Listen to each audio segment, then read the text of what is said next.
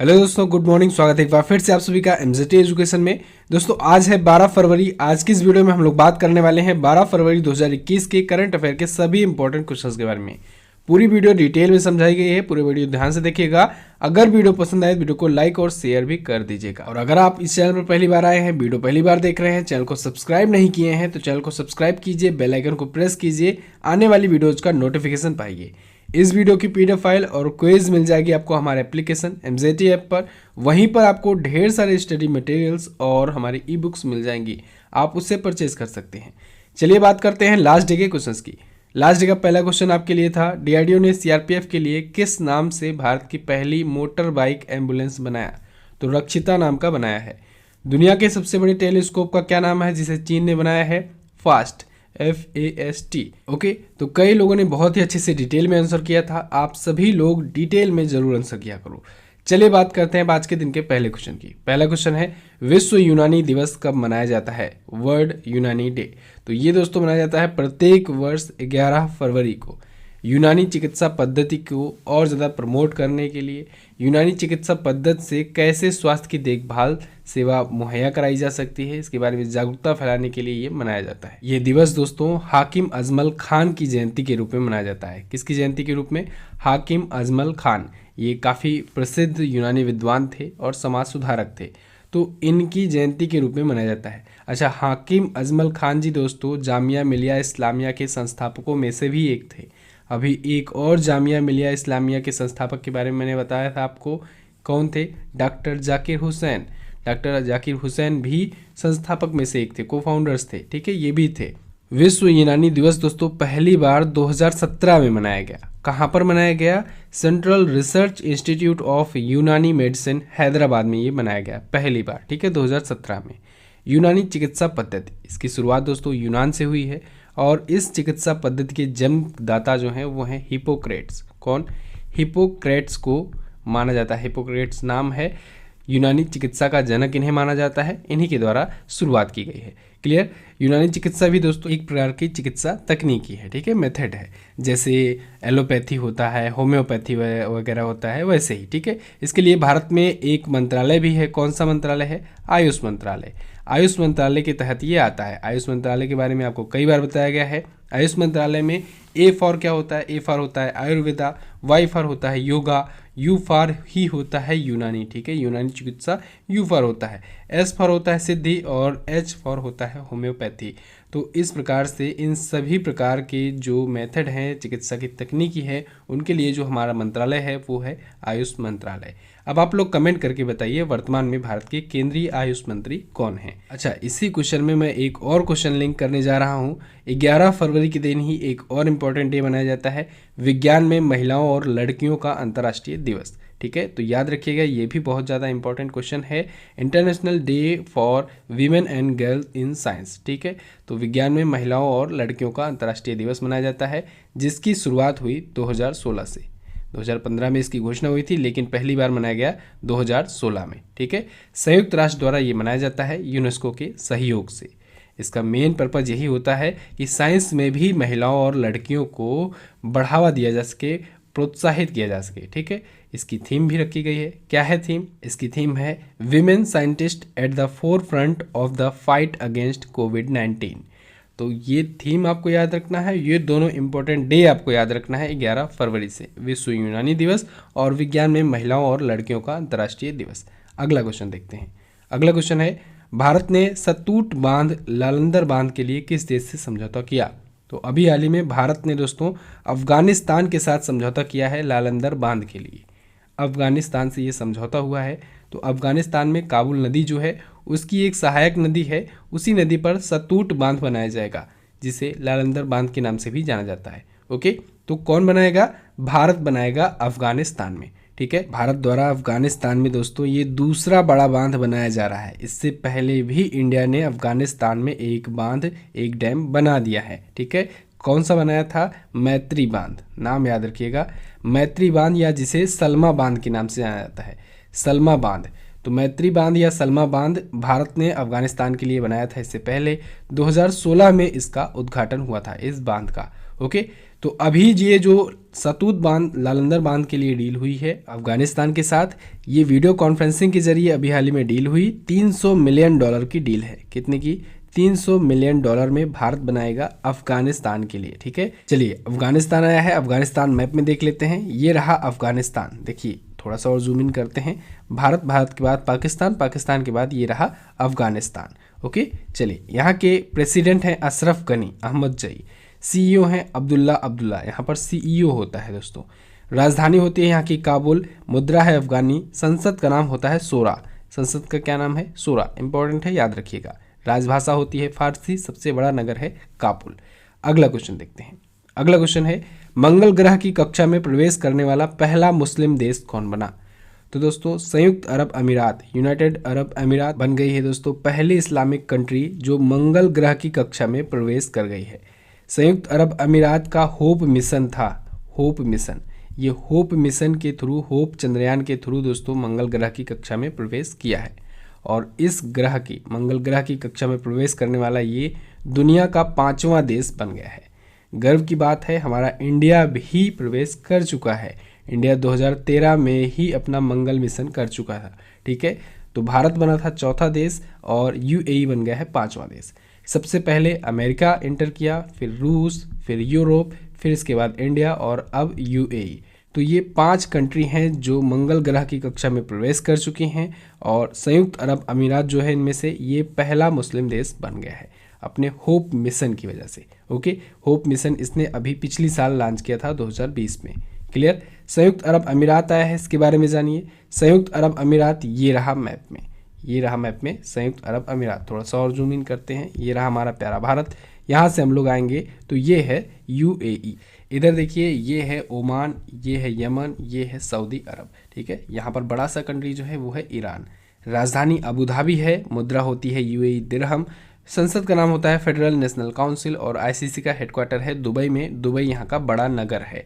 खलीफा बिन जायद Al Nahyan यहाँ के हैं करंट टाइम पर प्रेसिडेंट। अगला क्वेश्चन देखते हैं। भारतीय रिजर्व बैंक ने कितने करोड़ के बॉन्ड खरीदने की घोषणा की? तो अभी हाल ही में आरबीआई ने दोस्तों 20,000 करोड़ के बॉन्ड खरीदने की घोषणा की है। ये बॉन्ड जो है ये सरकारी बॉन्ड होंगे, गवर्नमेंट सिक्योरिटीज़ होंगी। इसके तहत आरबीआई 4 गवर्नमेंट सिक्योरिटीज़ खरीदेगा, 4 सरकारी प्रतिभूतियाँ खरीदेगा, जिसे शॉर्ट फॉर्म में कहते हैं GSEC। ठीक है, गवर्नमेंट सिक्योरिटीज़। तो ये 4 खरीदेगा कितने में? 20,000 करोड़ में सरकार से खरीदेगा आरबीआई। ठीक है, तो अभी हाल ही में 10 फरवरी 2021 को घोषणा हुई इसके द्वारा। ये ओपन मार्केट ऑपरेशन के तहत खरीदा जाएगा। ये GSEC क्या होता है ये आप सोच रहे होंगे। देखिए GSEC यानी गवर्नमेंट सिक्योरिटीज़ दोस्तों, ये लोन लेने का या उधार लेने का एक तरीका है। ये सरकार द्वारा मनी उधार लेने के लिए, धन उधार लेने के लिए जारी किए जाते हैं गवर्नमेंट सिक्योरिटीज़। अब ये 2 कैटेगरी में बॉन्ड जारी करता है, इसे बॉन्ड भी हम लोग कह सकते हैं। ठीक है, तो ये 2 कैटेगरी में बॉन्ड जारी करता है। एक तो होता है ट्रेजरी बिल, आपने इसका नाम जरूर सुना होगा, ट्रेजरी बिल। दूसरा जो होता है वो होता है डेटेड सिक्योरिटीज़। तो ट्रेजरी बिल जो होता है ये अल्पकालिक के लिए होता है, थोड़े समय के लिए होता है। ये 91 डेज़ हो गया या 182 डेज़ हो गया या 364 डेज़ हो गया, इतने ही टाइम में मेच्योर हो जाता है।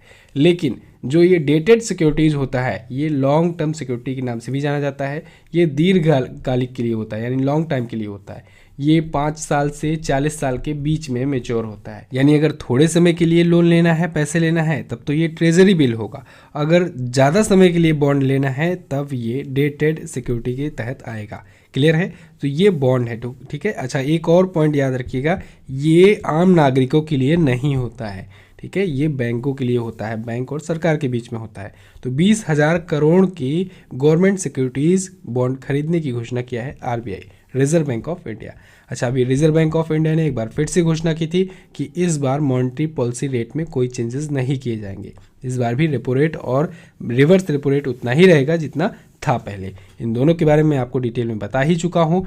रेपो रेट है दोस्तों वर्तमान में 4.0% जो कि पहले भी था, और रिवर्स रेपो रेट है 3.35% जो कि पहले भी था। चलिए बात करते हैं आरबीआई की। आरबीआई यानी reserve bank of India Bharat का केंद्रीय बैंक है, सेंट्रल बैंक है। इसकी स्थापना 1 अप्रैल 1935 को हुई। 1 जनवरी 1949 को इसको नेशनलाइज कर दिया गया। पहले गवर्नर ओस्मान स्मिथ, पहले भारतीय गवर्नर CD देशमुख जी। हेडक्वार्टर है मुंबई में और वर्तमान में गवर्नर यानी 25वें नंबर के गवर्नर हैं शक्तिकांत दास जी। अगला क्वेश्चन देखते हैं, भारत का पहला thunder storm research test bed कहाँ स्थापित किया जाएगा? तो इंडिया का पहला thunder storm research test bed दोस्तों ये बालासोर ओडिशा में स्थापित किया जाएगा। ओडिशा के बालासोर जिले में। किसके द्वारा स्थापित किया जाएगा? भारतीय मौसम विज्ञान विभाग के द्वारा स्थापित किया जाएगा ये, ठीक है। तो इसका मेन पर्पज यही होगा कि जो ये थंडर स्टॉर्म होता है, थंडर स्टॉर्म यानी आकाशीय जो बिजली होती है, तो आकाशीय बिजली गिरने से जो लोगों की मृत्यु हो जाती है या फिर नुकसान होता है, जान माल का नुकसान होता है, इन सबको कम किया जा सके, ठीक है। तो इसके लिए IMD ने दोस्तों इसरो और DRDO के साथ समझौता भी किया है। इसरो और DRDO के सहयोग से ये बनाया जाएगा भारत का पहला thunder storm research test bed, जिससे पहले ही जानकारी मिल सके, सूचना मिल सके। अच्छा, एक और घोषणा हुई है साथ ही में, भारतीय मौसम विज्ञान ही दोस्तों भोपाल में, मध्य प्रदेश की राजधानी भोपाल में स्थापित करने जा रहा है भारत का पहला मानसून टेस्ट बेड, ठीक है। ये है thunder storm research test bed, वो होगा मानसून टेस्ट बेड। वो कहाँ पर स्थापित किया जाएगा? भोपाल में, मध्य प्रदेश में, ठीक है। भारतीय मौसम विज्ञान के द्वारा वो भी स्थापित किया जाएगा। भारतीय मौसम विज्ञान विभाग आया है, इसके बारे में जानिए। इसकी स्थापना हुई थी 1875 में। मृत्युंजय महापात्रा जी इसके प्रमुख हैं वर्तमान में, और नई दिल्ली में है इसका हेडक्वार्टर। अगला क्वेश्चन है, UPI मल्टी बैंक मॉडल के लिए फोनपे ने किस बैंक से साझेदारी की? तो अभी हाल ही में फोनपे ने दोस्तों एक्सिस बैंक से साझेदारी की है UPI मल्टी बैंक मॉडल के लिए। ये UPI मल्टी बैंक मॉडल क्या होगा? इसके तहत दोस्तों फ़ोन पे के जो कस्टमर हैं, जो यूज़र हैं, वो अब सेम अकाउंट में एक से ज़्यादा UPI ID बना सकेंगे, एक से ज़्यादा बैंकों को ऐड कर सकेंगे। तो इसके लिए फ़ोनपे ने एक्सिस बैंक के साथ समझौता किया है, डील की है। अब इसके लिए UPI ID में लास्ट में जुड़ेगा @AXL। फॉर एग्जाम्पल आपका अगर UPI नंबर है तो कोई मोबाइल नंबर, उसके बाद लास्ट में @AXL, यही होता है UPI ID, ठीक है। तो ये एक्सिस बैंक का होगा। जैसे गूगल पे ने ICICI बैंक के साथ किया है, तो वहाँ पर यहाँ पर आपकी ID के बाद ऐड लगने के बाद OK ICICI लिख उठता है, ठीक है। इसे UPI ID हैंडल कहते हैं, ठीक है। तो एक्सिस बैंक के साथ क्या जुड़ेगा? @AXL। चलिए, फ़ोनपे आया है, फ़ोनपे के बारे में जानते हैं। फ़ोनपे की स्थापना दोस्तों 2015 में हुई। समीर निगम इसके फाउंडर और CEO हैं, और बेंगलुरु में है इसका हेडक्वार्टर। एक्सिस बैंक के बारे में बात करें तो इसकी स्थापना हुई थी 1993 में। मुंबई में है इसका हेडक्वार्टर, और राकेश माखीजा जी हैं इसके वर्तमान में चेयरमैन।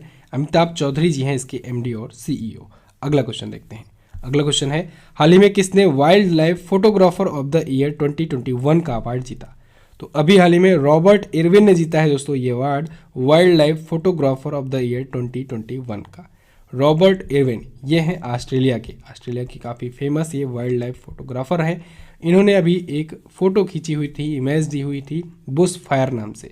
याद रखिएगा, फोटो का क्या नाम था? Bush fire. तो बुश फायर इमेज के लिए रॉबर्ट इरविन को मिला है wild life photographer of the year 2021 का अवार्ड।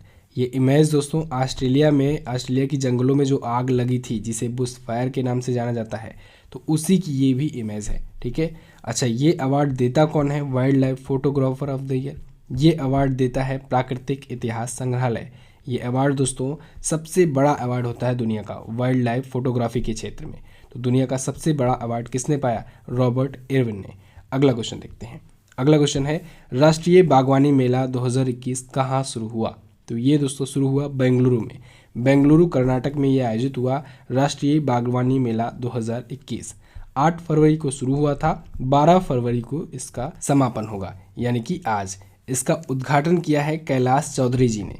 कैलाश चौधरी जी कौन है? ये हैं केंद्रीय कृषि और किसान कल्याण राज्य मंत्री। ध्यान रखिएगा, केंद्रीय कृषि और किसान कल्याण राज्य मंत्री कैलाश चौधरी ने इसका उद्घाटन किया है। इसकी थीम भी रखी गई है। क्या थी theme? Horticulture for startup and stand up India. अगला क्वेश्चन देखते हैं। हाल ही में कहां पर सरकार ने मुख्यमंत्री विज्ञान प्रतिभा परीक्षा योजना शुरू की?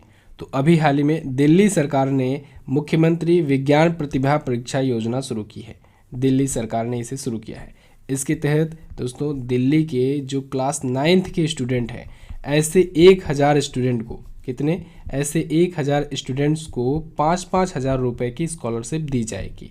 अब देखिए, इसमें कुछ कंडीशंस भी हैं। कंडीशन ये है कि इसके लिए एक परीक्षा ली जाएगी, एक टेस्ट होगा, ठीक है। यहाँ पर देखिए, मुख्यमंत्री विज्ञान प्रतिभा परीक्षा योजना है। योजना के नाम में ही आपको मिल रहा है कि ये साइंस की एक परीक्षा होगी, एक टेस्ट होगा। टेस्ट में जो पास होंगे ऐसे 1000 बच्चों को सिलेक्ट किया जाएगा जिन्हें 5-5 हज़ार रुपये की स्कॉलरशिप प्रोवाइड की जाएगी। अब इसमें एलिजिबल वही स्टूडेंट होंगे जो क्लास 8 में यानी 8वीं कक्षा में ये 60% से ज़्यादा मार्क्स स्कोर किए रहे होंगे, तो वो एलिजिबल होंगे। वो अगर 9th में है तो फिर 9th में उनका टेस्ट होगा। ठीक है, तो दिल्ली सरकार की ये योजना है, बहुत ही अच्छी योजना है जिससे लोग इनकरेज हो सकें पढ़ाई के प्रति और इससे साक्षरता दर जो है वो भी बढ़े। अगला क्वेश्चन देखते हैं, 300 टेस्ट विकेट लेने वाले तीसरे भारतीय गेंदबाज कौन बने? यहाँ पर तेज कर लीजिएगा, तीसरे तेज भारतीय गेंदबाज कौन बने? थर्ड इंडियन फास्ट बॉलर कौन बने हैं? तो फास्ट बॉलर दोस्तों बन गए हैं ईशांत शर्मा।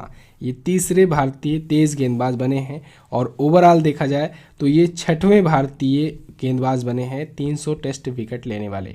ठीक है, इन्होंने 98 मैचेस में ये कीर्तिमान हासिल किया है। इंडिया और इंग्लैंड के बीच में जो टेस्ट सीरीज चल रही है अभी, उसी में इन्होंने ये कीर्तिमान हासिल किया है। 58 मैचों में 300 विकेट पूरे कर लिए हैं ईशांत शर्मा ने।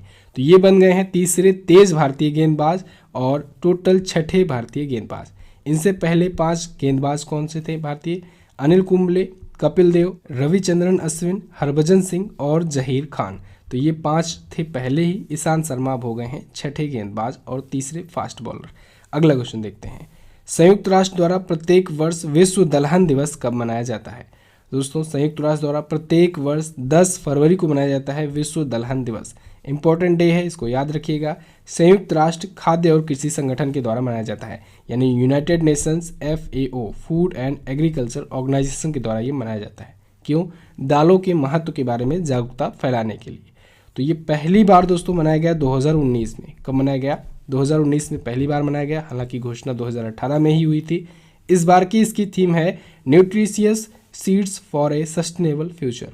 क्या है? Nutritious seeds for a sustainable future.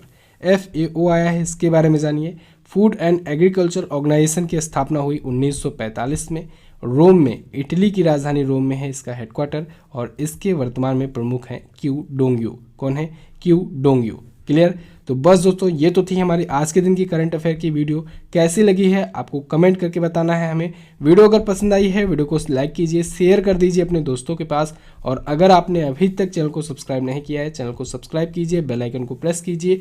बहुत ही अच्छा कंटेंट आने वाला है, बस कुछ दिन और आप लोग तैयार रहिए। आज मैं आपको डेट बता दे रहा हूँ, 16 फरवरी। 16 फरवरी को आपके लिए एक बहुत बड़ा सरप्राइज आने वाला है। आप लोग इस दिन का इंतजार कीजिए, बस बहुत जल्द आपको सारी चीज़ें नए तरीके से मिलने लगेंगी। चलिए बात करते हैं क्वेश्चन ऑफ द डे की। आज का पहला क्वेश्चन है आपके लिए, उपराष्ट्रपति बनने से पहले डॉक्टर जाकिर हुसैन किस राज्य के राज्यपाल थे? अगला, राजीव गांधी अंतर्राष्ट्रीय हवाई अड्डा कहाँ पर स्थित है? दोनों क्वेश्चंस के बारे में आप काफी कुछ लिख सकते हो, डिटेल में लिखने का प्रयास करना। वीडियो अगर पसंद आई है तो इसे लाइक शेयर जरूर कर देना। ई बुक लेने के लिए MZT ऐप आप लोग डाउनलोड कर लीजिए, या फिर अगर कोई प्रॉब्लम आ रही है तो व्हाट्सएप का नंबर नीचे दिया गया है, आप वहां से भी संपर्क कर सकते हैं। इसके साथ ही आप हमारे टेलीग्राम ग्रुप से भी जुड़ सकते हैं, वहां पर भी लेटेस्ट इन्फॉर्मेशन, लेटेस्ट न्यूज आपको बताई जाती रहती है चैनल से रिगार्डिंग, तो आप लोग उसे ज्वाइन कर लीजिए। टेलीग्राम ग्रुप MZT एजुकेशन के नाम से ही है, टेलीग्राम ऐप पर जाकर के सर्च करना है आपको, वहीं पर ज्वाइन कर लेना है। तो वीडियो को पूरा एंड तक देखने के लिए बहुत बहुत धन्यवाद। मिलते हैं अगली वीडियो में, तब तक के लिए नमस्कार, जय हिंद, वंदे मातरम।